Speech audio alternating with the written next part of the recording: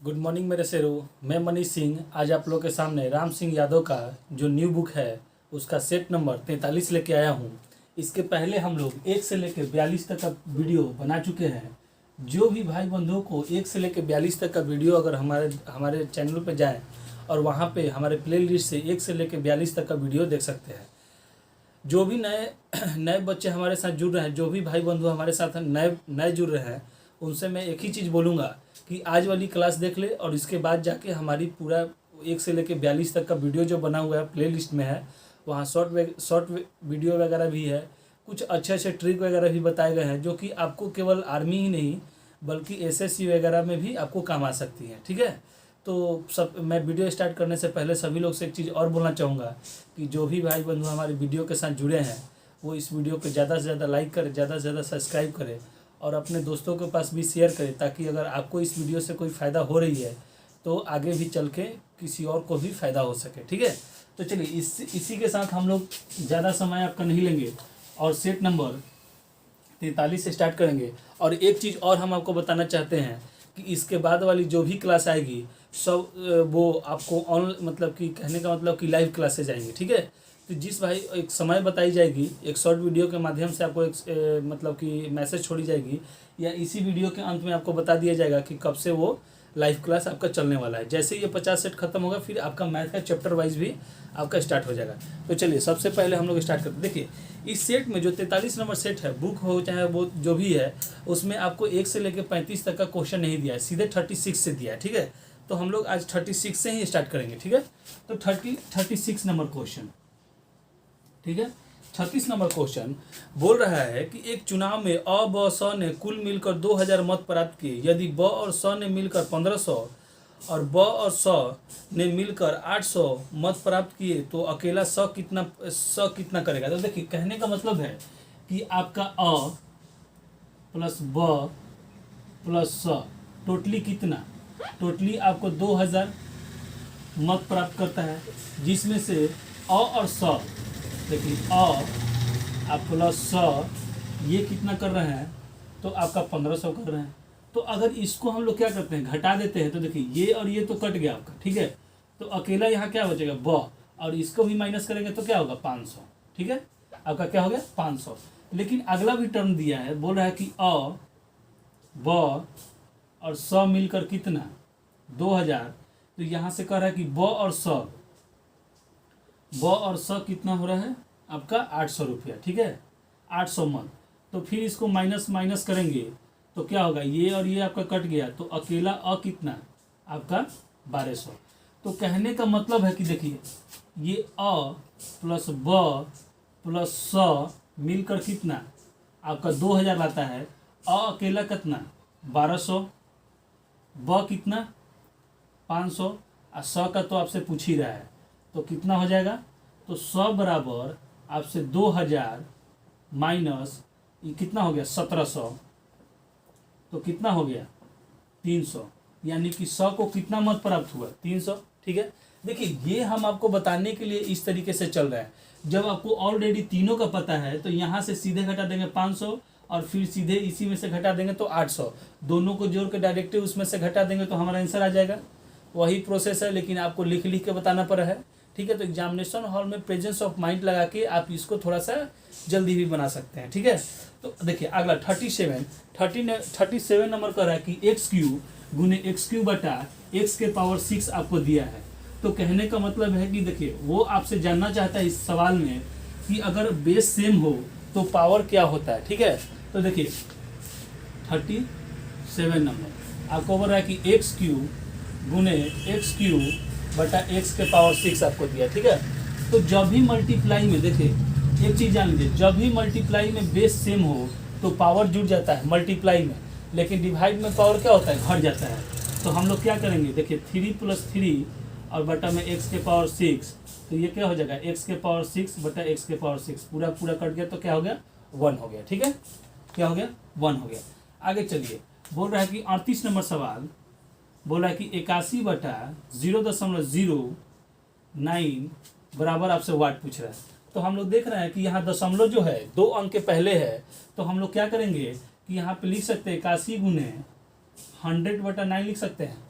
क्योंकि दशमलव जितने अंक के बाद रहता है उतना ही क्या होता है, जीरो जीरो हो जाता है। ठीक है, तो यहाँ से 9 से इसको काटेंगे तो 9 टाइम्स कट जाएगा, तो 9 900 आपका आंसर आ जाएगा। ठीक है, आगे चलिए। बोल रहा है कि 2 प्लस से 39 नंबर सवाल में देखिए 2 प्लस 2 मल्टीप्लाई 2 बराबर वाट। देखिए कहने का मतलब है कि ये सब छोटा छोटा जो सवाल आपको दिया है, आपको लग रहा है कि इतना छोटा छोटा सवाल कैसे दे दिया है, तो आपसे ये छोटा छोटा सवाल नहीं दिया है, बल्कि वो जानना चाहता है कि आपको बोर्ड मार्क्स वगैरह का पता है कि नहीं। ठीक है, बहुत लोग क्या करेंगे 2 प्लस 2 4 और 4 दूनी के 8, आपके ऑप्शन में 8 मिलेंगे, लेकिन सबसे पहले हम लोग जानते हैं क्या होता है, मल्टीप्लाई का होता है। ठीक है, तो इसको क्या करेंगे 2 प्लस 4 इजिकल टू 6। ठीक है, हो गया। आगे चलिए। बोल रहा है कि यदि एक शहर की जनसंख्या 4% वार्षिक दर से बढ़ रही है तथा उसका वर्तमान जनसंख्या 17,576 है, तो 3 वर्ष पूर्व उस शहर की जनसंख्या कितनी होगी। तो कहने का मतलब है कि देखिए मान लीजिए कि पूर्व पूछ रहा है। ठीक है,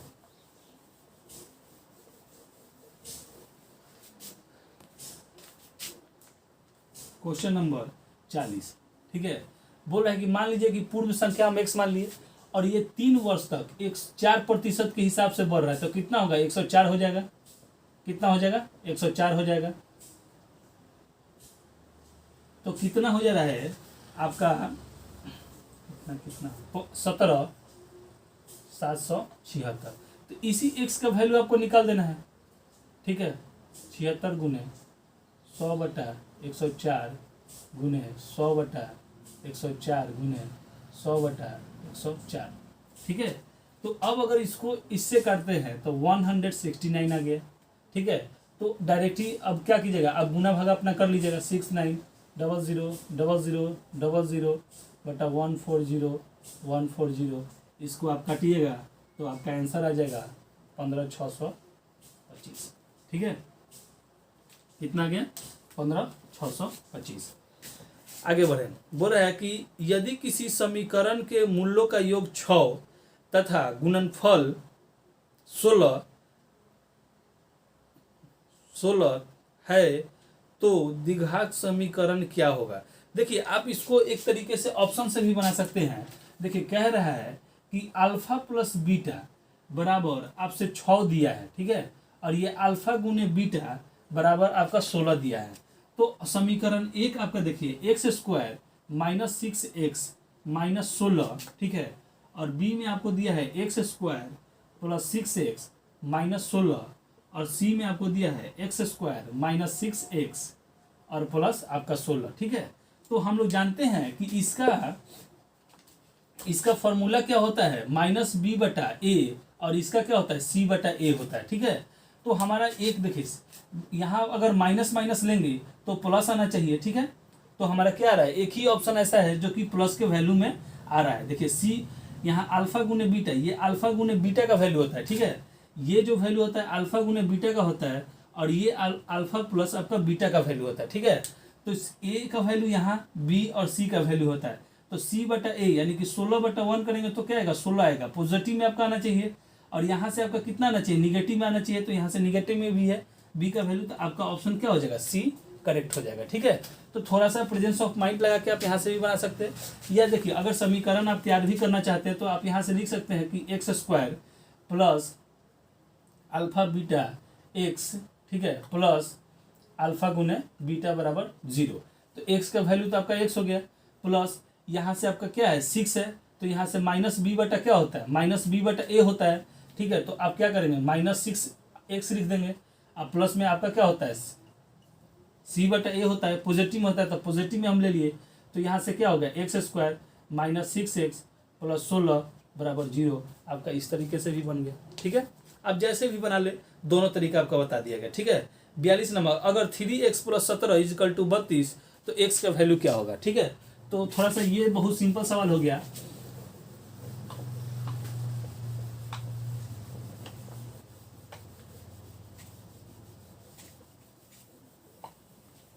चलिए देखिए आगे हम लोग देखते हैं क्वेश्चन नंबर 42। बोल रहा है कि 3x plus 17 is equal to 32। तो x का वैल्यू निकालना है, तो 3x बराबर कितना हो जाएगा 32 माइनस 17। तो x का वैल्यू कितना हो जाएगा 15/3, यानी कि आपका वैल्यू कितना हो गया 5। ठीक है, चलिए 43 नंबर कह रहा है कि 42 मीटर लंबा और 16 मीटर चौड़ा एक आयताकार लॉन्ग के चारों ओर 2 मीटर चौड़ी पद पाथ बनाया गया, तो पद पाथ का क्षेत्रफल क्या होगा। तो देखिए ये आपका 43 कह रहा है।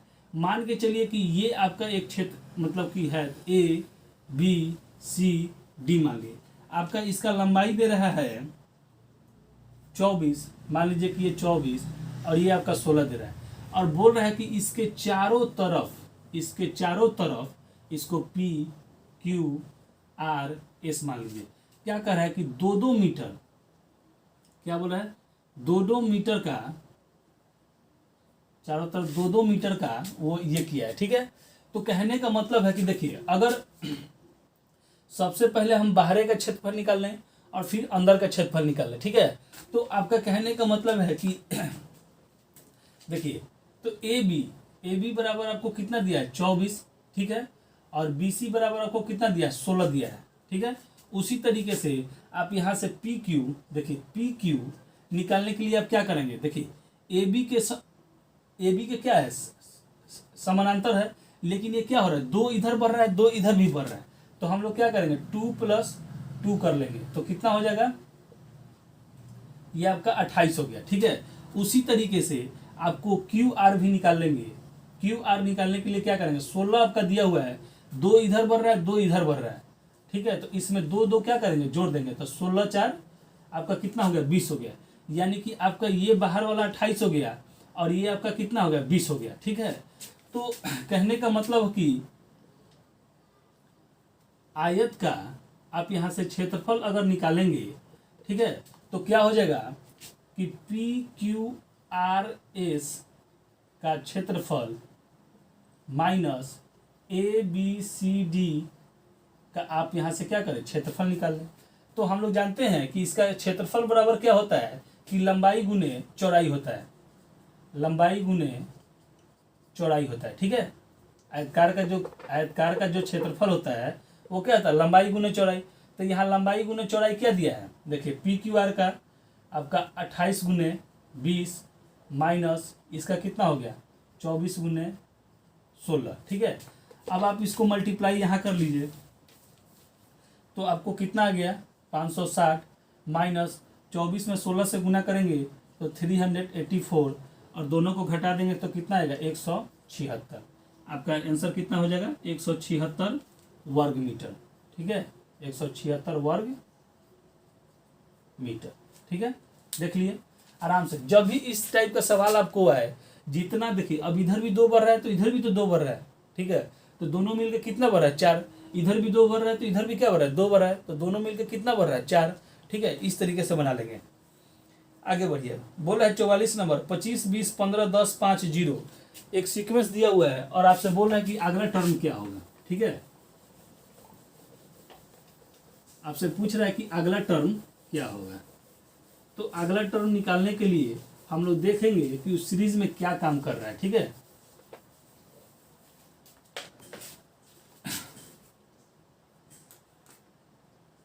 क्या हो रहा है 44 में आपका 25 20 15 10 5 0, और यहाँ से तो हम लोग देख रहे हैं क्या कर रहा है -5 -5 -5 -5 -5, तो यहाँ से भी क्या करेगा -5, यानी कि 0 में से -5 करेंगे तो हमारा क्या आएगा -5, आपका आंसर हो जाएगा। अब देखिए 45 नंबर सवाल, 45 नंबर सवाल आपसे कह रहा है कि 12:68 समानुपात 21 वाट। तो हम लोग इसको क्या कर सकते हैं 12/68 बराबर 21 हम लोग क्या लिख सकते हैं x लिख सकते हैं। तो यही x का वैल्यू आपको निकालना है, तो क्या हो जाएगा 21×68/12। ठीक है, अब इसको आप आराम से काट सकते हैं। ठीक है, आप आराम से इसको काट लीजिए। देखिए अगर 3 से काटते हैं तो 7, 3 से 4, 4 से 4 एकम 4 ये, तो 7 7 49, 7 4 11, 119 आपका x का वैल्यू आ गया। ठीक है, अब देखिए बोल रहा है कि एक 46 नंबर सवाल आपसे कि ई ए जी ई आर को आपको लिखा है 5 1 7 5 और आपको 9। तो देखिए जैसे जैसे मतलब कि अल्फ़ाबेट चला है आपको उसी तरीके से सीक्वेंस लिया है। ठीक है, तो ई जो है 5 नंबर पे आता है, 1 ए नंबर पे आता है, जी 7 नंबर पे आता है और फिर क्या होता है ई जो होता है 5 नंबर पे आता है। लेकिन यहाँ आर के लिए 9 दिया है, तो आर के लिए 9 करेंगे, अगर डायरेक्शन में चलेंगे तो क्या होगा, नहीं आएगा, क्योंकि आर जो होता है 18 पे होता है। ठीक है, तो बहुत लोग लॉजिक लगा दिया कि 1 + 8 = 9। नहीं, इसको क्या किया है कि अपोजिट कर लिया है, इसको आपको अपोजिट ले लिया है। ठीक है, अपोजिट डायरेक्शन में लिया है, तो यानी कि लास्ट वाले वर्ड को वो क्या कर रहा है कि वो अपोजिट ले रहा है। तो हम लोग आगे वाले को कह रहा है कि CADET, तो सी का आगे हम लोग चलेंगे तो 3, इसका 1, डी का 4, ई का क्या 5 और टी का देखिए टी को लास्ट वाले अपोजिट में अगर लेंगे, इसको अपोजिट अगर लेंगे तो अपोजिट से चलेंगे ZY X ऐसे करके, तो ये कितना नंबर पे आएगा 7 नंबर पे। तो हमारा आंसर क्या हो जाएगा 3 1 4 5 7। ठीक है, आगे बढ़िए। फिर आपसे बोल रहा है कि BOP